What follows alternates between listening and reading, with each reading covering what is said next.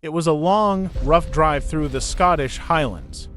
My old hatchback had taken a beating from the rain and the occasional branch that whipped across the windshield.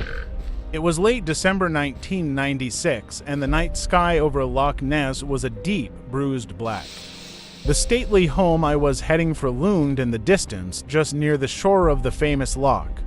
My stomach knotted up as I pulled the car to a squeaking halt, the rain-soaked ground splashing under the tires. Lightning flashed, briefly illuminating the dark waters of the loch and the ancient ruins of Urquhart Castle in the distance. I wiped the fog from my glasses and leaned forward, spotting the open wrought iron gate ahead. The grotesque stone heads on either side of the gate looked like the monster itself, as though they were watching me, daring me to come closer. I stepped out into the cold, rain pounding against my red boots. Grabbing my leather satchel from the back seat, I pulled up my hood and walked toward the massive house.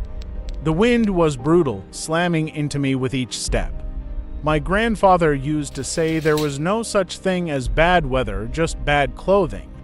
He always had a saying for everything. I tightened my grip on the satchel and pressed on. The house was dark, save for 2 rooms on the ground floor where lights flickered from inside.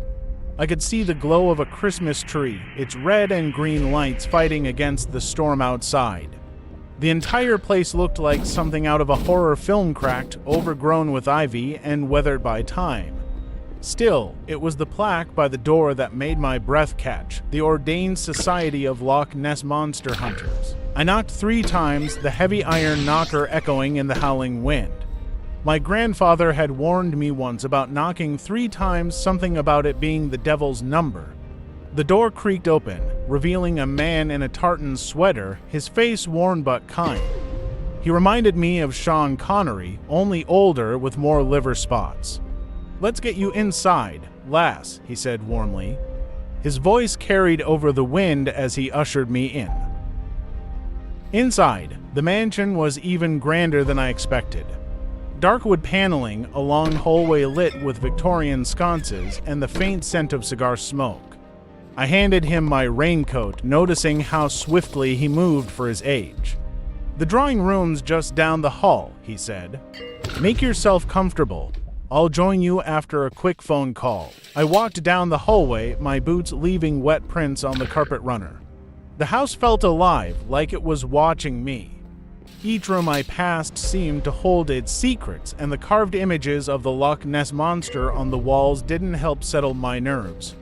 I entered the drawing room and was met with the warmth of a crackling fire and the soft glow of an enormous Christmas tree. Despite the cozy setting, I couldn't shake the feeling of unease.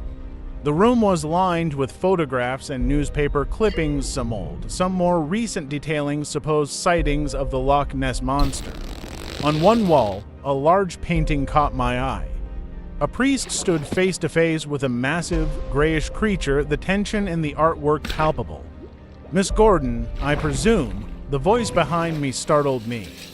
I turned to see him standing in the doorway. "It's Miss Grant, Evelyn Grant," I corrected, forcing a smile. He gave a slight nod. "Ah, yes. I'm Dr. Alastair McKendrick, head of the society." He offered a firm handshake, then gestured for me to sit. I put down my satchel by the couch and kept my purse close. My fingers fidgeted with the zipper, trying to calm my nerves. Dr. McKendrick moved to the fireplace, pouring himself a glass of whiskey from a crystal decanter. "Would you care for a drink?" he asked. "Sure," I replied, hoping the warmth of the whiskey might steady my trembling hands. I wasn't here for pleasantries, though. I was here for a reason. We exchanged small talk, but my mind was elsewhere. I watched the fire, listened to the wind outside, and tried to block out the creaks and groans of the old house, but something was gnawing at me. There was a thudding sound coming from upstairs, faint but persistent, like something heavy being moved. McKendrick's eyes flicked to the clock on the wall. "You said you had something for me," he asked, his tone shifting. "I do." I unbuckled my satchel and pulled out the VHS tape I had carried with me. It was old, the cardboard sleeve worn and faded. "This is the James Currie film." The moment I said the name, I saw a flicker of recognition, followed by something darker. Fear, maybe. The James Currie film. He repeated, his voice strained. That's just a myth. It never existed. I shook my head. No, it exists, and I have it right here. McKendrick's hands trembled slightly as he reached for the tape. His eyes darted to the doorway as if he were expecting someone or something to intervene. I got it from a bank vault in London, I explained. It belonged to my grandfather.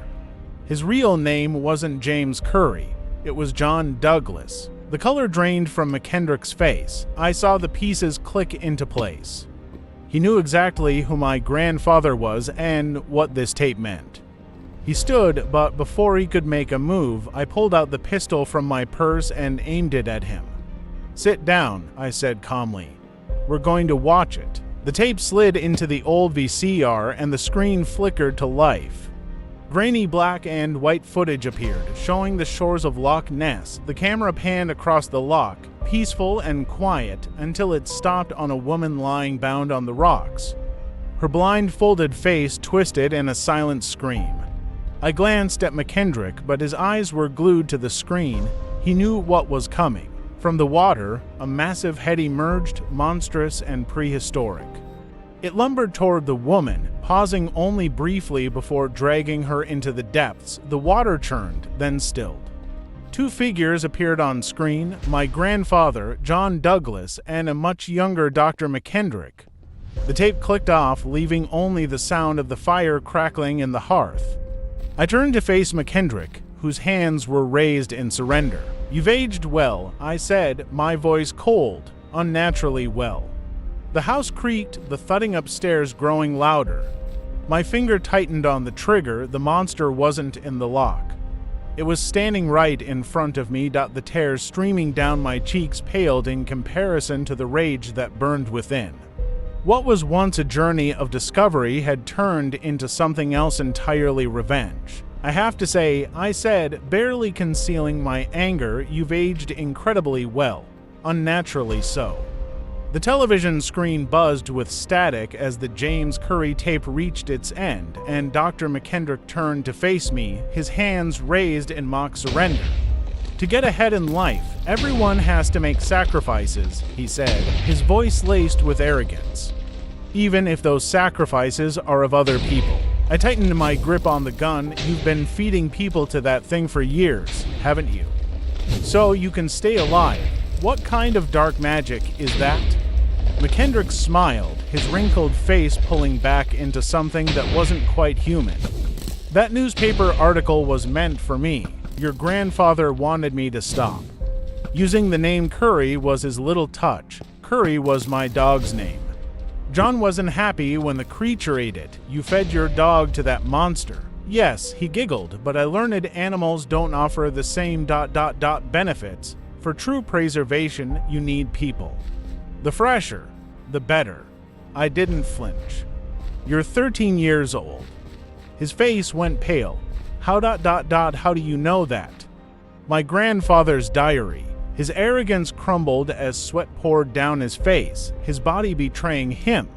What's happening to me? He gasped, collapsing to the floor, clutching his stomach. I lowered the gun slightly. I spiked your whiskey, I said calmly. It's over, doctor. McKendrick writhed on the floor, bile spilling from his lips as his body heaved with unnatural convulsions. His cries grew weaker as I watched, unmoved. Upstairs, the eerie thudding sound continued. I pulled my gun from my purse again and headed for the stairs. The air at the landing was thick, rotten with an unseen decay. The hallway stretched out before me, its golden carpet stained with time. My stomach churned, but I forced myself forward, approaching the first door on the left. The smell hit me before I even opened the door, sour and putrid. I gagged, covering my nose as I flipped on the light. The room revealed a scene so horrific it rooted me to the spot. 15 beds lined the room, each one holding a bloated, unconscious woman. Their bodies were swollen, covered in bed sores, limbs amputated at the knees. Each of them was heavily pregnant. This wasn't a hospital ward.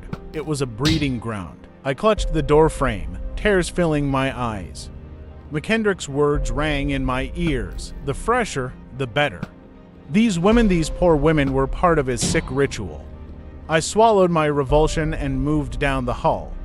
McKendrick's screams echoed through the house, but I paid them no mind. I knew what waited for him, and it wasn't mercy. When I returned to the drawing room, I saw him. McKendrick was sprawled on the shore outside, bound by thick ropes. The storm raged around him, rain soaking his body as he struggled against the rocks. From the window, I watched. The creature slithered toward him, its massive form almost graceful in the water.